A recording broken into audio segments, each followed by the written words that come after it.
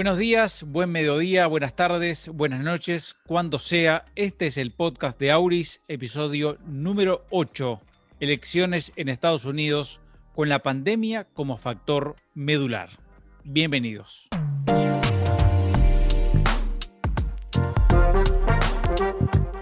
Auris es un podcast creado para analizar en profundidad el poder de la comunicación en las relaciones humanas y las actividades empresariales. Juan Andrés Elordoy, Gabriel Pastor y Felipe Rojas Azula conducirán cada podcast desde Uruguay, Estados Unidos y Colombia. Estamos conectados. Nos vamos al centro de la atención, que es Washington, Estados Unidos.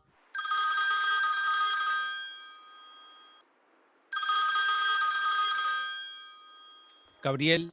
Hola Juan, Cata, Felipe, ¿cómo están? Muy bien aquí, ya en la recta final de las elecciones y obviamente con el tema de la pandemia como asunto dominante y diría que trágico. Nos vamos ahora a Colombia, no a Bogotá.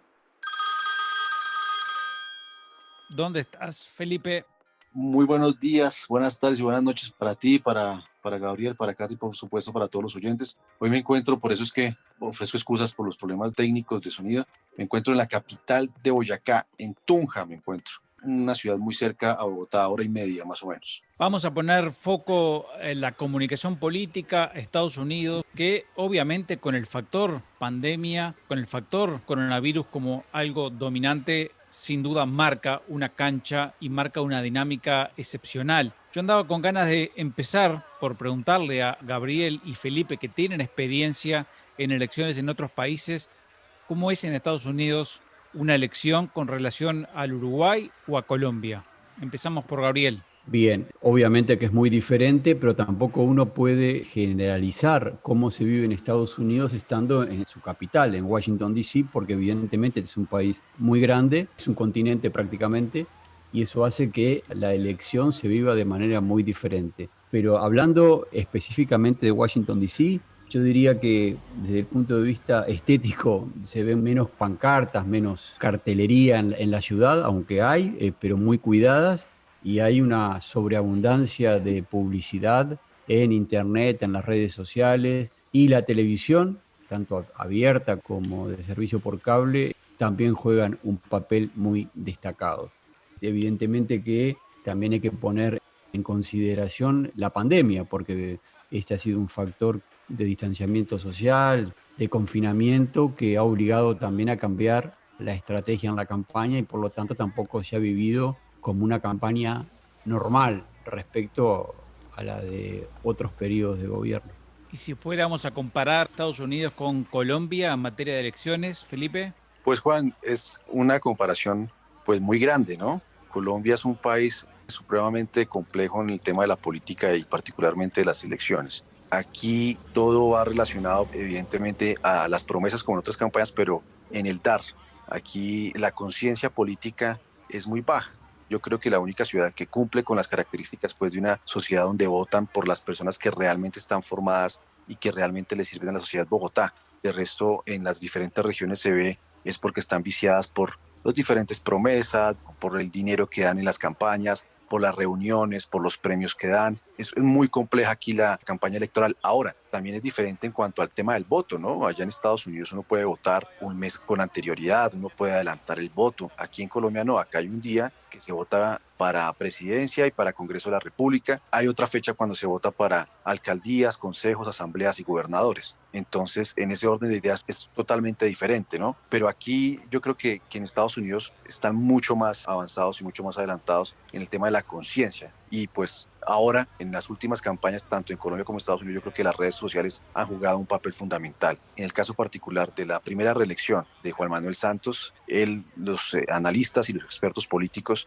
dicen que él ganó por un video que sacó una señora pues de estrato socioeconómico bajo que trabajaba o en un supermercado o algo así, donde fue pues ella evidentemente muy natural, pero que eso fue lo que logró como potencializar la campaña de Juan Manuel Santos. Y después en esta de Duque frente a Gustavo Petro, que fueron los finalistas, pues estuvo viciada por una serie de, primero de fake news, segundo de cosas malintencionadas, tercero de promesas que el actual gobierno no cumplió. Entonces es supremamente diferente y yo creo que en Estados Unidos la cosa es un poco más seria y más consciente. De todos modos, yo quisiera agregar, Juan Andrés, porque tuve la dicha, la oportunidad de vivir también en Colombia, que hay un corte que se puede hacer, es muy diferente en América Latina respecto a Estados Unidos, pero pese a eso, a mí me parece, por la experiencia que tuve, que Colombia está más cerca en el debate, en la polarización también a lo que ocurre en Estados Unidos respecto a Uruguay, que yo diría que en Uruguay, no sé, las campañas son como más previsibles, quizás más aburridas, y no generan, desde mi punto de vista, tanta expectativa como sí lo vi en Colombia,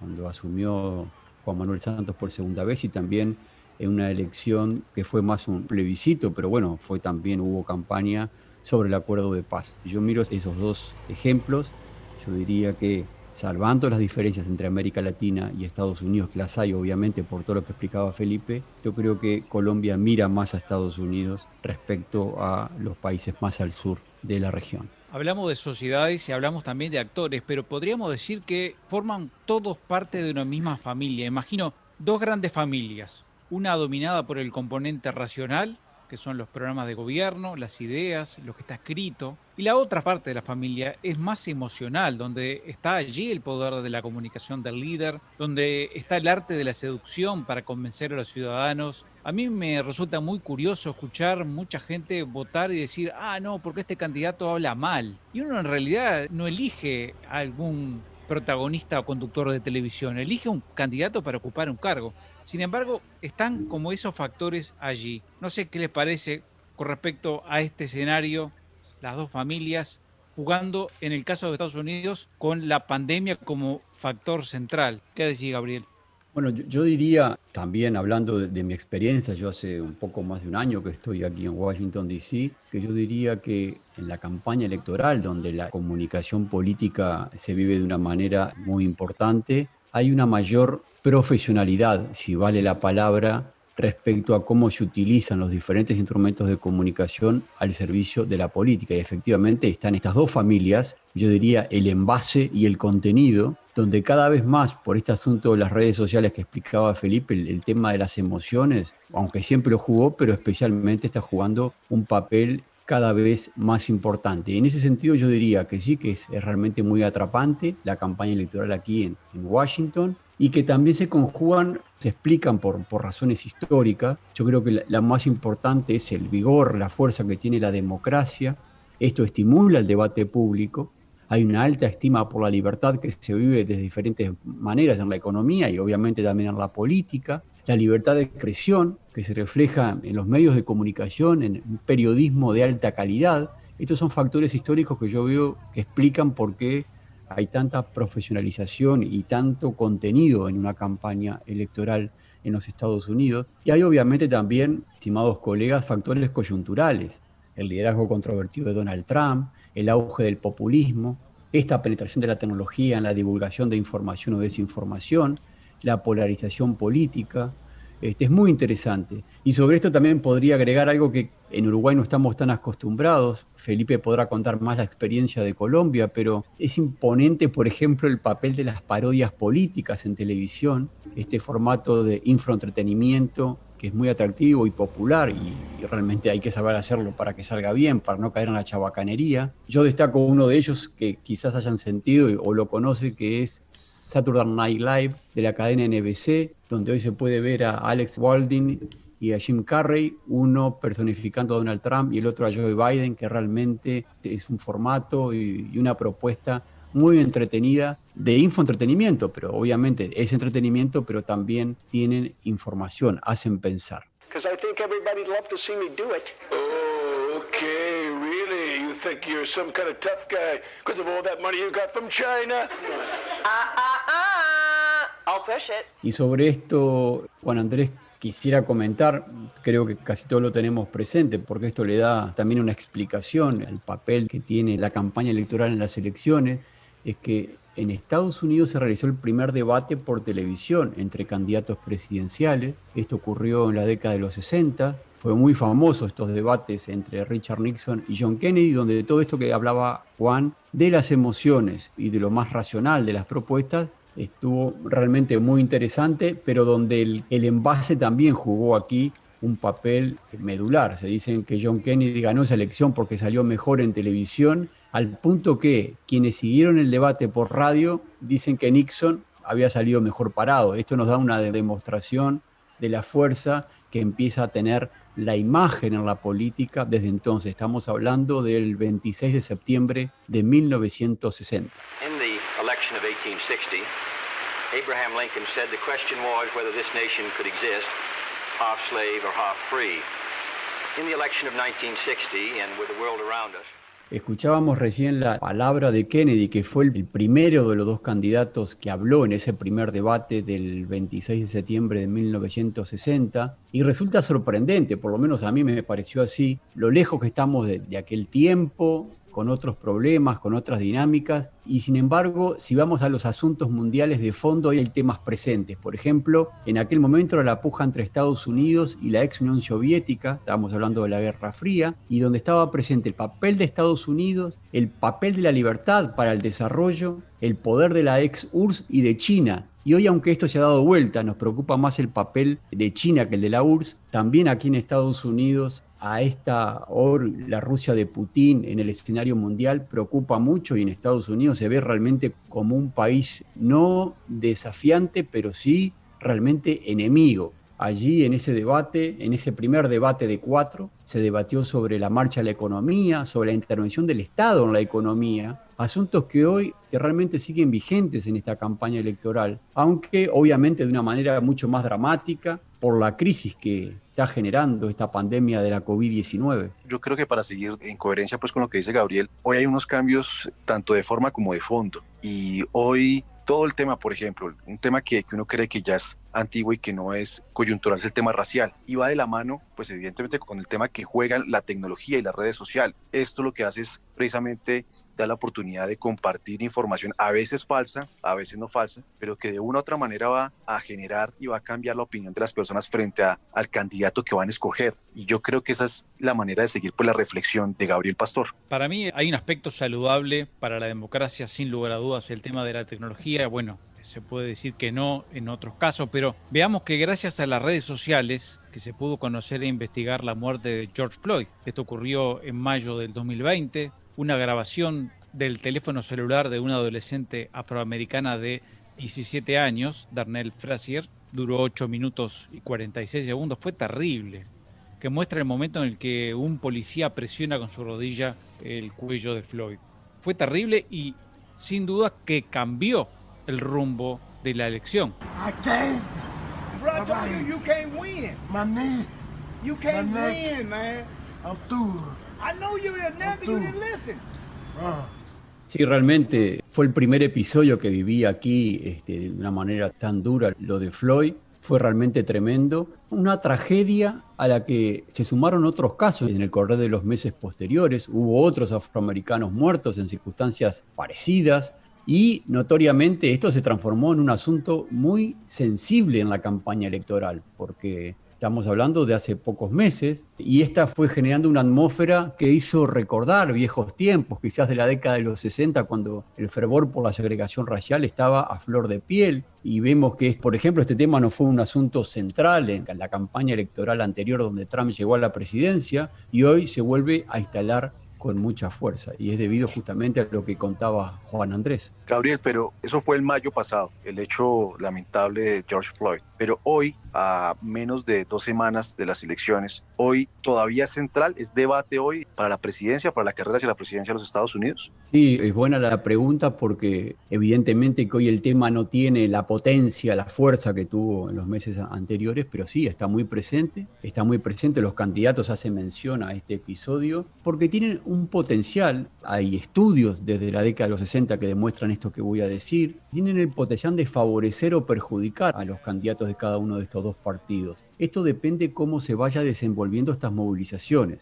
Para simplificar el impacto de esto, yo diría que las protestas masivas de un modo pacífico tienden a favorecer al Partido Demócrata, a Joe Biden, y las movilizaciones violentas donde se pueden provocar actos vandálicos, como llegó a ocurrir en algún caso concreto, tienden a favorecer a Trump y al Partido Republicano. Tan es así, es de loco, ¿no? Porque está después todas las movilizaciones donde la violencia la genera el supuesto sector victimario, ¿no? Se preparan, se arman también a manifestaciones que terminan de repente buscando favorecer a un sector o al otro. Pero en este caso, Gabriel, la consigna de Trump es la ley y el orden. Exactamente, Juan Andrés, y es por lo que venía explicando antes, porque esta idea de instalar en el marco del debate racial el discurso de cuidar la seguridad, eso lo estaría favoreciendo a Trump y al Partido Republicano, como ya pasó con Nixon en la década de los 60, que en los disturbios que hubo mucha violencia lo favoreció.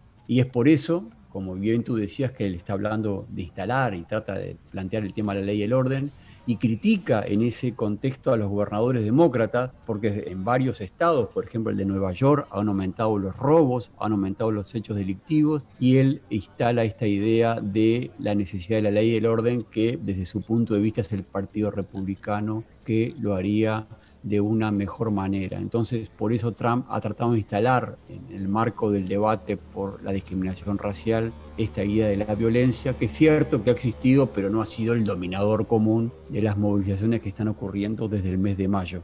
Sí, el problema ahí, y uno de los topics, pues yo creo, de estos debates es la parte racial. Pero el COVID también ha sido protagonista por todo, por ser uno de los países, yo creo que más infectados y también más muertes ha cobrado, pero sobre todo también por las polémicas decisiones que ha tomado el presidente y hoy candidato Donald Trump, y también frente a las opiniones que ha hecho el contradictor y el candidato demócrata Joe Biden, que son como dos líneas totalmente diferentes. Yo creo que los norteamericanos no saben a quién creerle, porque uno dice una cosa, el otro dice otra cosa, y sumándole lo que dice este científico que trabaja para la Casa Blanca, pero también desautoriza al señor presidente. ¿Cómo ha sido precisamente el tema del COVID en esta carrera de la campaña de los Estados Unidos? Tiene toda la razón, Felipe, es así. La situación de Estados Unidos, el estado de ánimo, yo diría, político, social, económico, está afectado. Y diría, obviamente que es la COVID, pero acá hay una triple crisis que es inédita. Es inédita para cualquier país del mundo, pero particularmente en los Estados Unidos, porque tenemos por un lado la protesta social por la discriminación racial, pero también está el coronavirus y el golpe que el coronavirus ha significado para la economía por las medidas de distanciamiento social y de confinamiento, empresas cerradas, etcétera. Esto ha sido realmente muy dramático. Para ponerlo en números, le comento esto. Se espera que Estados Unidos este año sufra una caída de 4,3%. Es mejor que la contracción que se estimaba en meses anteriores, que era de 8%. Pero estamos hablando de que 8,4 millones de personas siguen hoy sin desempleo y la crisis había destruido antes 22 millones de empleos. O sea, es una situación realmente extrema, y que la campaña electoral se esté desarrollando en este escenario es realmente muy singular. ¿Cómo afectó entonces esto a Trump? Realmente mucho. Es probable que, yo estoy convencido que Trump hubiese ganado tranquilamente la reelección sin la pandemia. En enero había una economía realmente muy fuerte y que todos se venían beneficiados, también las minorías étnicas, los afroamericanos, los latinoamericanos, sin ningún problema de empleo, una economía pujante. Inclusive, esto que digo es muy arriesgado porque es muy difícil saberlo, pero me animaría a decir que inclusive instalado el problema racial, Trump tenía grandes chances de ganar la elección. Estoy convencido que el golpe que acusa Trump es por la crisis ocasionada por el coronavirus. Creo que el mérito de Biden en ese sentido, que es un candidato más previsible, es haberse convertido en el referente del bloque anti-Trump, que esto va más allá de su propia candidatura. Creo que es más una expresión electoral fuerte por el voto anti-Trump que otra cosa. Dicho esto, que avalan todas las encuestas, y cada vez hay mucho más diferencias entre Biden y Trump, inclusive en el voto latino, que es algo que a nosotros nos puede interesar. No hay que dar a Trump como muerto. Yo creo que la batalla hoy se está jugando en los 8 o 9 estados oscilantes históricamente. Uno de ellos, por ejemplo, es en la Florida, que esto va a ser muy importante en la instancia de la elección indirecta que se resuelve en diciembre mediante el voto del colegio electoral, pero también hay otros estados claves, Texas, Pensilvania, Michigan, Arizona, en fin. Las elecciones en Estados Unidos ya sabrán que tiene una organización extremadamente compleja. Esto es clave para entender lo de la elección indirecta.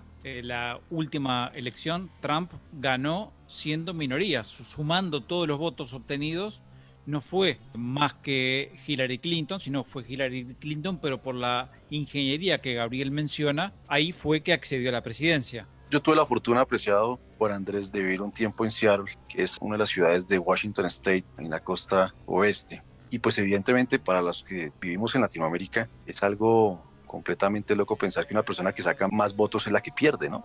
Pero eso precisamente es por las dinámicas que tienen las elecciones de allá, cómo están configuradas. Sí, las próximas, por ejemplo, las 3 de noviembre, que son indirectas, y en diciembre, que surgen pues los colegios electorales. De los 538 integrantes del colegio electoral, se reúnen ellas en las respectivas pues, capitales de sus estados, cada 4 años tras las elecciones para designar al ganador. Para ganar, un candidato presidencial debe obtener la mayoría absoluta de los votos de los colegios, que son 270 votos. Este sistema, originado en la Constitución de 1787, establece una elección presidencial indirecta en una sola ronda. Entonces, pues, a nosotros que tenemos, pues yo creo que esa herencia europea de que el que saca más votos es el que gana, pues particularmente en Estados Unidos no pasa eso, ¿no? Y eso es un poco complejo de entender cuando Hillary Clinton obtuvo casi más de 500,000 o casi 1,000,000 de votos más que Donald Trump y que fue la que perdió, ¿no? Remarcaría lo que Gabriel decía de que si no fuera por la pandemia era seguro que en el escenario Trump tenía grandes chances de ganar. ¿Vos pensás, Gabriel, que esto que ocurrió en 2016 puede volver a ocurrir? Sí, yo creo que exactamente eso puede ocurrir. Por eso decía antes que no hay que dar por muerto a Trump, pese a todas estas problemáticas que estamos hablando, pese a que su promesa electoral con la cual llegó a la Casa Blanca tampoco se hizo carne. Esta idea de poner aranceles a China, esta idea de poner medidas proteccionistas y traer empleos a los Estados Unidos, eso no ocurrió de ninguna manera. Todos los indicadores demuestran que eso no ocurrió. Trump lo que sí tenía para demostrar es que, bueno, que su economía crecía y que había trabajo, y eso también es extremadamente importante y por lo tanto puede ocurrir. 5 veces ha ocurrido que el presidente es electo por la vía indirecta y no así por la vía directa. Así que no habría que descartar lo que vuelva a ocurrir de esta manera. En este escenario hablamos muchas veces de la pandemia, del coronavirus, y hubo muchos votos, en este caso votos adelantados, votos por correo, gente que no va a ir a sufragar el día de la elección, sino que ya lo hizo por esta vía. La pregunta que uno se puede hacer es ¿qué inmediatez tendrá el resultado final después del día que es el 3 de noviembre? Bueno, es una muy buena pregunta porque es muy difícil que la televisión esa misma noche, cuando digo difícil no digo que sea imposible, pero es muy difícil que la televisión, que va a ser la reina de la noche por el papel que juega tradicionalmente en los análisis de los datos electorales, y obviamente por esto también se espera un gran despliegue mediático, y esto supone sofisticados equipos de datos, analistas que van haciendo sus proyecciones. Todo esto se va a ver muy perjudicado, más allá de la paridad que podría haber entre los candidatos, independientemente de eso, justamente por lo que tú acabas de mencionar,